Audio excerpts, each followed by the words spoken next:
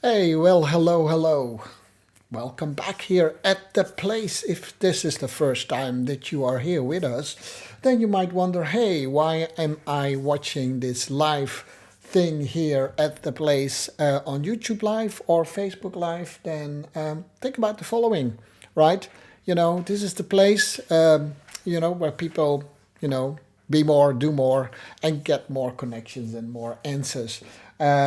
So every week we have a new topic, and today's topic I'm going to introduce to you in a few seconds, as always, right? But before you do, or maybe you want to do it afterwards, subscribe for me on YouTube or here on Facebook. I promise I will not, how do you say that? Put a lot of junk in there. I just post my weekly videos on Facebook and on YouTube. So it would be a great pleasure if you would do that. Right. All right. Let's worry about that when we get there. That is all surface deep is probably a good advice, you would say. People say that. In a moment, I will also, the Dutch translation of that thing is, well, honestly, I think it's most of the time a bit of rubbish. Okay, that's maybe harsh, but I do think, let's worry about that when we get there. Sounds really good. But we might not know it, but we live nowadays with this credo quite a lot, and maybe more than we're aware of. So this week at the place, if I would say, if we want to cross a bridge when we get there, we better make sure that there is a bridge, right? And so I say, welcome to the place and to episode 195 of Tell the Everyday Life Lesson podcast. In today's episode, we are going to talk about a common saying, let's worry about that when we get there. Now, this topic, falls under what I call the fourth energy of the five life energies that we have. And just as a reminder, yes, it's the fourth energy. I wrote for myself the third energy, but it's the fourth energy, the mental manifestation energy. There are five life energies, actually, to be precise. There is physical energy, there is a mental energy, there is creative energy, and the fourth energy, that's the topic of today, is the manifestation energy. And then last but not least, we have the divine energy. I started to introduce these energies and life energies for the first time in my best-selling book, Broken Silence. If you haven't have a copy yet, then go to Amazon, get one. The proceeds go to a non-profit organization, and it is actually to help victims of sexual abuse. So my name is Sean Dorf, and I help and support people to be more and do more, and I do that here at the place every Tuesday, at least with this live show.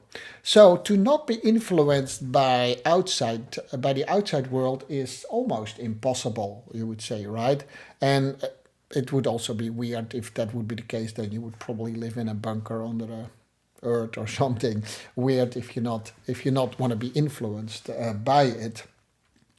And if you know me by now, I just always go a little bit off tangent, even of my own story, if I come up something. I remember there was a story, and I think it's the life of Bubby. I have to look it up. It was a strange movie, but I saw it in an Australian movie festival, and there was this mother, and this mother wanted to protect her kid from the outside influence, right? And therefore, she pretended that the world was under some sort of a war, and there was a toxic gas outside. So only the mom could go outside because there was only one. There was only one gas mask, and so she did the groceries and all this kind of things. Now, in the end of the day, at the end of the movie, it turned out to be all kind of bogus. There was no such thing as toxic gas out there. But the point taken here is that she wanted to raise the boy called Bubba. She wanted to raise the boy without any influence from outside because she believed that would make her boy better and so on, a better human being. Now, the whole story got a little bit weird, and the mother was not really, you know. Anyhow, uh, having said that, it is very hard to just not be influenced by the outside world. And actually, it's simply impossible if you want to have some sort of a world. And the things we hear and the things we see, the people we meet, the education we follow, whatever we read and watch, and even if you watch this, in fact, the whole point of my show is to influence you a little bit. In fact, anything that comes to us through all senses, we have influences to some extent, right? So a lot of this input, I call it input, so to speak, we are actually conscious about. And we even believe that it is within our control. Now, whether it's the larger part or the smaller part, that could be another discussion. But some of these things come in consciously, and with some things we actually make a choice to be influenced by it. You see a movie, you read maybe a book, but you might get more information with it than you actually have bargained for. Let's say talk about hidden commercials in a movie, right? Yeah, there are many, and so we can talk about that later. But that's not what this show is about today. So some of these inputs, they have an immediate impact, and other inputs, they might take a longer time to get a hold of us. So. So what has that to do actually with today's topic then, right? So if you have been following me for a while, then you know that I love always to discuss things that we all have accepted, or things like good sayings or good quotes or concepts that have been accepted. And I don't want to say debunk that, but I would like to give you a different perspective on it. And so these, sometimes that's folk wisdom, sometimes goes a little bit, further than that. And today I like to talk about the common saying, let's worry about that when we get there. Let's worry about that when we get there, or in other words, we'll cross that bridge if and when we come to it. And I'm Dutch, if you didn't know that. And in the Netherlands, we have a saying, so I say to all the people that listen to me in the Netherlands, wie dan leeft, wie dan zorgt, which is translated in English, who then lives, who then cares, right? That sounds like something that we would say to some people, right? Don't worry so much about tomorrow, worry more about today. Now, worrying, of course, as a general state of mind or an emotional state is maybe not the best thing to have all the time, at least not. Let's not deny any emotions or feelings that we can have, because sometimes we worry for a good reason. If one of my children is seriously ill, then I worry. So I probably will get pretty upset if someone would say, don't worry about it so much, right? But I think I know what people mean if they say that worrying is something we should do a little bit less, right? Or the state of mind of worrying is not always helpful for what we do. So I do agree with that. But having said that, it is more about the thinking, let's worry about today and not about tomorrow, that I'm opposing against, actually. So I'm going to go maybe a little bit in a different direction that you might expect from this, or maybe you didn't expect anything. I don't know about that, of course, right? But we all like heroes, right? At least I do. I like heroes in movies. Specifically, I'm a big Marvel fan, and then specifically I like Spider-Man very much. I was at the beginning a little bit disappointed how they make the movies, because it was nothing like the comic books are. But that's again something that's completely irrelevant for what I'm talking about. But we all like heroes, right? We all like people who save the day. But like Marvel or the sports heroes, but I'm not talking about those, actually. I'm talking about the real life heroes, right? The people that solve our problems, maybe at a company, or maybe even bigger, they cure disease, and I hope they always be there. Someone who would find the cure for and we're close, maybe, hopefully, for COVID, then that would be a good thing. That would be a hero in my books. There's nothing wrong against the heroes. Even sometimes we believe that a president of the United States, of another country, could be our hero. We believe and we vote for that person that he or she would solve the problems that we have. And sometimes our problems in a country are so big that we actually going to hope that that person has a lot of attributes and in a short period of time, 4 or 5 years, can solve whatever problems we are in. Yeah. Um, um, so that's what that is, and that's okay. I can understand that people just are okay with that, and it's a normal part of life. I got a little bit distracted because I always get some people who give me feedback how I look on TV and stuff like that, and or not on TV, on screen. Anyhow, I had a long career in corporate life, and and I think I did pretty well there. To be, could be better, but that's all relative. But I had a pretty decent career there, and I was reasonable good at problem solving. And it's actually always the problem solver, the good problem solvers, who make a career in general. It's the big problem solvers that make good careers in corporate business, because we save money for the company, because we solve the problem, and it's tangible, right? If it's tangible when you solve a problem, it's a little bit harder to reward people for preventing the problem, specifically if we don't really know the problem.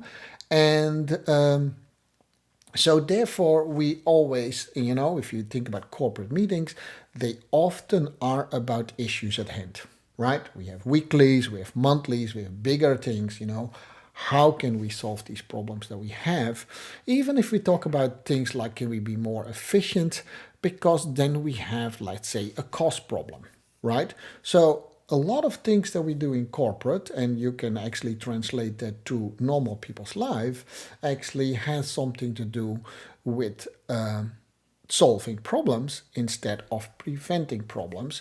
And the people who solve these problems really well, and in many cases rightfully so, they are our heroes, but I call that still our new hero problem. It would be, I'm not the first one who say it, but I'm saying it today again, it would be obviously a little bit more wiser to invest a little bit in preventing problems. Huh? Like I said, the quote, I will probably repeat it a few times, the quote that I came up with myself this time: if you want to cross the bridge, when you reach the bridge, right, then you better make sure that there is a bridge. Yeah, you cannot always think about, I will solve it when that problems occurs. And, I'm a coach. Sometimes I say that to people that they need to do that. But that's what it is. And but most of the time, actually, it's wiser for us actually to think a little bit longer about what will happen tomorrow, the day after, and so on. So if you look at visionaries, people who actually achieved a lot in life because they either invented or they kind of shook the world with their companies, or in other ways, those are people who always, they are more concerned about the things that are coming than the problems that are at hand, right?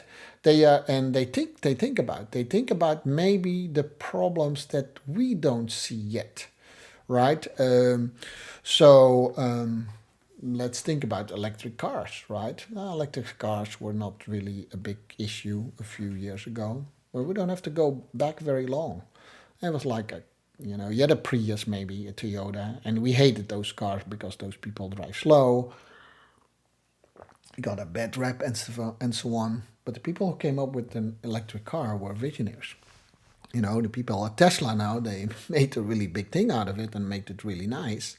That's cool, right? So Elon Musk, who started to build up that company way beyond anyone could dream of, saw that someone had that vision and understood that vision and started to work on it. So he probably was not the one who actually saw the vision of electric cars. But he saw what the impact could be of it. He saw the commercial value of it. But he also saw that it's maybe very necessary for us to go more into the route of more sustainable energy, right? Because you can say, hey, who cares when fossil energy runs out? But we need to care about because that could even happen very close to the current generations we already have. So that's pretty scary as that is. Some people predict that that could happen with the younger generation already, that they see a huge shortage of fossil energy. So people who are concerned about that nowadays, actually they do work. They solve a problem that actually is not really there yet, right? It's definitely a problem that most people can now already see and feel, but most of us, including myself, maybe we don't really act upon it yet, right? We tend to act a little bit on problems when they really start to you know, come close to us, right? So where we are, though visionaries have outgrown themselves, I think that good visionaries, they've outgrown themselves of thinking in survival of the fittest. So in thinking about living in the now attitude, yes, you heard me correctly. So the once so popular, the power of now or living in the now, and I still hear that a lot in coaching. It's not such a good thing in my opinion, and don't hate me for it. Don't immediately block me. I always say that at least once in my shows to say not block me. But I'm serious about it. I did a few months ago. I think I did a whole series or a few episodes of the place about to debunk the power of now. Let me just repeat a couple of things in there. First of all, I think the whole power of now theory from a person that I still do admire. By the way, there are a lot of good things in the books that he wrote, Eckhart Tolle, but there's a lot of things that were not in there and should have been there, in my opinion. I mean, I'm just a reader and I can just say whatever I want in the book. Doesn't mean that it is true. It's just my opinion, right? But I do think if you only think about the power of now, you don't acknowledge all the emotions that someone has, right? Because, like, say, if I constantly say, don't worry about things, then that's just not acknowledging what you feel. Does that make sense? And I think we always should do that. There should always be room for all emotions and all things. And if you only think about, no, focus about now, then that's one thing. The other thing that I am strongly opposing about it only promotes thinking about the world of today and not tomorrow, right? And that is like there is a higher force that takes care of everything for us. But that higher force, if it's there, I believe it is, but I probably have a little bit different view than some of you on it, and maybe it strokes with a lot of other people. I don't know that either. But, there is a choice and there's a responsibility that we have, being on this earth, and that is taking care of it, right? If you only think about now, then you are not thinking about taking care of earth, a few years down the line. The other thing it promotes, if it's wrongly interpreted, I'm sure that Mr. Eckhart Tolle did not meant it that way, but it promotes it, is that if you only think about the now, you also tend to think a little bit more only about me, only about the you in you, right? Does that make sense? And I've started to teach a little bit about you have the me conscious, we have the we conscious, and then we have the earth conscious, and then you have some sort of a universal conscious. And a lot of people don't go much further than the we consciousness. And I'm not saying that is bad. I'm just saying that that's what it is. If you want to know what I'm talking about, then just go back a few episodes of that too, right? So it all comes down to short-term and long-term thinking, right? If you only think about the now, that is very short-term. So I push it a little bit further in this case. So I say it's thinking about avoiding short-term pain and hoping that you will have long-term gain. I don't know why it's constructed that way, but that typically doesn't work. Typically, we have to take a little bit short-term pain to get long-term gain. A very simple example is your health, right?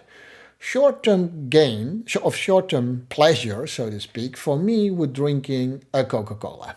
Yeah, a can of Coke is, a big pleasure for me. I know it's horrible. It's basically you drink some sort of poison, you know.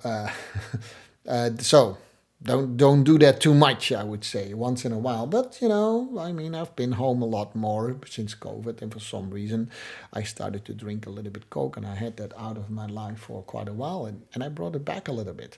Not such a good thing, but I think, what you don't see if I keep doing that, and if I would do that every day, is the long-term pain that I have from drinking constantly sodas, right? So it's maybe a short-term pain to stop doing it, but there would be definitely a long-term gain in it for me, and not only for me, but also for the people who love me. You know, hopefully they like to have me around for quite a while to not do that. And an even better example in this case is, of course, your exercises. Exercises, not everyone like to exercise. I'm an athlete. I love to be on the dance floor and I love to sport. Not all the time, to be honest, but I do it, at least five times a week that I'm on the dance floor. So for me, that's in me. For some people who don't have that, it's a little bit harder. So they feel it maybe a little bit as a short-term pain to exercise. But obviously, I don't have to explain that. But the long-term gain is there as well. But it's a mentality that a lot of us, and I'm sure I have that too in few areas, where we choose for short-term gain, and then we never get a long-term gain out of that, right? Does that make sense? So, like I said, it focuses also a little bit more on the me. If you think a little bit about, don't worry about, when it don't worry about the things that come, worry about the things of today only. That also focus a little bit about me, and it's not so much about us or them, right? If we only think about ourselves or our own little family, little circle, of course, that should be your first priority. I do understand that. That is true for me too. But there is more on this world than only us and our little family or our little country, right? So I already said fossil energy, or fossil energy. I don't know exactly how to pronounce it, but oil, gas, and all that kind of stuff. We can use it, and we keep using it, and we will run out. I'm not sure how to calculate that, but the estimates are not very pretty if it comes to that energy. And I probably won't live long enough to see it, but the next generation might already be hit by that pretty hard of not having enough of that energy source. So, and then you can say, okay, we'll start to think about wind energy or other types of energy when it comes, but it's much smarter to do it already right now. And, companies like Tesla, they even make that into good business. Now, you could say that's wrong or not. I don't have any judgment of that, right? I might have an opinion of that. So then you can say, well, Jean, those are really big things that you talk about. And that's not only for me. That is not for me. That is maybe more for the special people in the world. Like we had Steve Jobs, who, almost single-handed changed quite a bit in the thinking of how we use personal electronics, right? He was not the inventor of the iPhone, but it is his drive that, definitely made I think still is the highest grossing company in the world, Apple. And so he made us think slightly different, if not completely different, about how we use personal electronics, right? I talked about Elon Musk, who lifted up Tesla.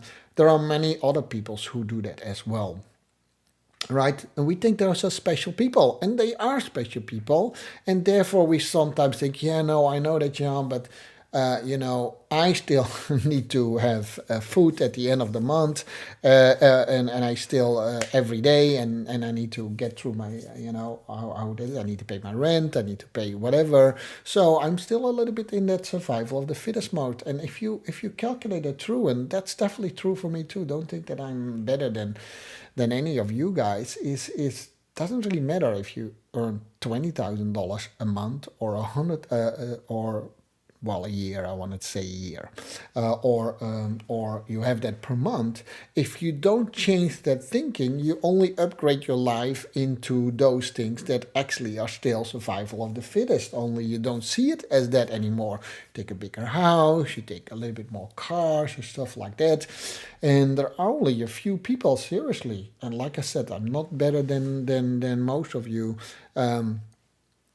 is I'm just the same. We often think that way. We don't think about, but what is the investment that we do that impact the world on a longer time? Now, like I said, a lot of people say, then, Jean, no, we are with you, and we'd love to do that, but that's not for us. I'm just a simple person. You know what? I'm a simple person too. So I give you a little exercise, right? And it's kind of new maybe for the place, but if you don't have a pen, then try to do it mentally. If you sit, for instance, in the car listening to me right now, then don't take a pen. That's very dangerous, or your phone. But take some notes, right? First, think about what for you is a problem that you see in the world, with if you would have a magic wand that you could solve it like that. Now, for some people that's maybe poverty, for the other people that is maybe world hunger, energy, the environmental garbage that we have. So there are all these big. It doesn't have to be, by the way, that big. Could be even smaller thing. Most of you know that I'm very much driven about fighting abuse, and specifically sexual abuse, and then even more specifically is child abuse, and the injustice that's done to girls and women in the world. That's my thing. I'm not saying that I'm solving that, but that's my drive. That is my big thing in the world that I see that needs to go out there. That is the evil that I see that needs to disappear. And it's good that we don't all see the same thing. And so maybe you have another drive. So you have that, yeah, write it down. Just don't do it in a few words. Say hunger, or say, abuse, or say violent, or say war, or whatever. It could be just one of these big lofty goals, and it could be something smaller, maybe in your community. Yeah, so just if you have that, take a new page if you can, or do it mentally, right? And then think a little bit about what are you good at, right? And you might think I'm not good at anything. I'm sure there is something that you are pretty okay with, right? That you can do pretty well, right? Now, I believe I do these things to a certain level. I like to talk in front of audience, or just in this case, I don't even know if someone is actually really listening to me. But, I put these things out in the world. I think that I'm doing that. I'm verbally pretty, let's say talented. I can use that. I wrote a book, became a bestseller. I like to talk in workshops, all that kind of thing. That's a little bit my thing. That's my thing. I'm not saying that everyone has to do that, and not everyone has to listen to me either, but that's my thing, right? So say what your thing is. It doesn't really matter what it is. Just say what's good. What are you good with? Now, and then I'm doing the short version of this, right? And then you connect these two together. Say, how can my talent, at least to some extent, help with that world problem that I see? So what I did today is a little bit an example of that. I see, things that people are focusing a little bit too much, in my opinion. So don't worry about tomorrow, worry about today. And you see that all the time. It's always about the now. It starts to be a little bit more about the smaller circles, where I think, should be all a little bit more conscious about what I call, earth conscious. We should go from the me conscious to the earth conscious, right? We need to be also a little bit more proactive. That's why I put it in the manifestation energy, life energy, right? So connect these two. So I use I think I have that a little bit, my verbal strength, or how do you call it, my public speaking, or, being comfortable doing these kind of things, whether you like it or not. I use that to hopefully maybe influence some of you on that, and hopefully in a good way. So that's it. That's my little contribution. There are other ways that I did too, and I'll give you an example too. I wrote a book, like I said. It became a bestseller, so probably there is some good content in that, and that money flows to a non-profit organization that fights sexual abuse. It's not like 100,000 a year, not yet. Maybe it will come, but that's not what it is. But that's okay. I'm okay with that. Yeah, I'm okay with that for now. I'm just trying to make that better, but that's what I do. That's what you could do too, by the way. It could be very small, doesn't have to be big. If everyone does a little bit contribution to the thing that you are so, because you probably are not the only one worrying about the problem, big problem that you see. So yes, we become problem solvers, but in a slightly different way. It's not the problem of today, it's the problem of tomorrow, the larger ones, right? Does that make sense? And then typically we write that out in what I call, your personal vision statement that actually does and contribute to the embedment of this world, talking about big things.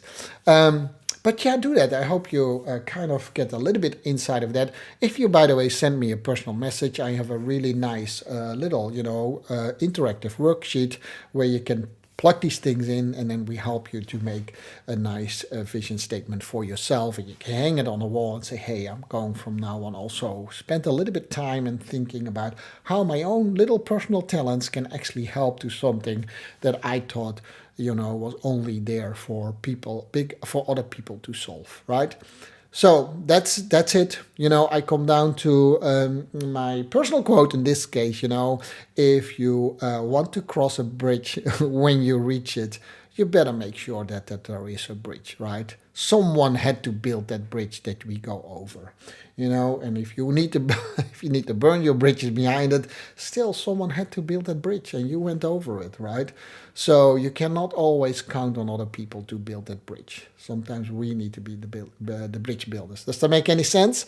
All right. So. This was Jean, as always, with The Place every Tuesday, 12 o'clock here in Dallas, or about 7 o'clock in the Netherlands, and all these time zones in between. If you have done it yet, do me a great favor. Follow me here on Facebook or on YouTube. I will post, actually, this will be automatically posted there, but on other places like my podcast, you can find this back too. I hope to see you back next week with another topic. If you have received an email from me, then this is the time actually to click on the link in there where we go into a Zoom for the after party or the after conversation. We always have a small group that we talk about. If you still want to be part of that, you can actually message me real quick, and I'll send you the Zoom link too. And if not, then just do that as well. Put in your email, and I will send you a link the next time. Right? For all the other people here online, thank you for following me, and I'll see you hopefully back next week. Bye bye.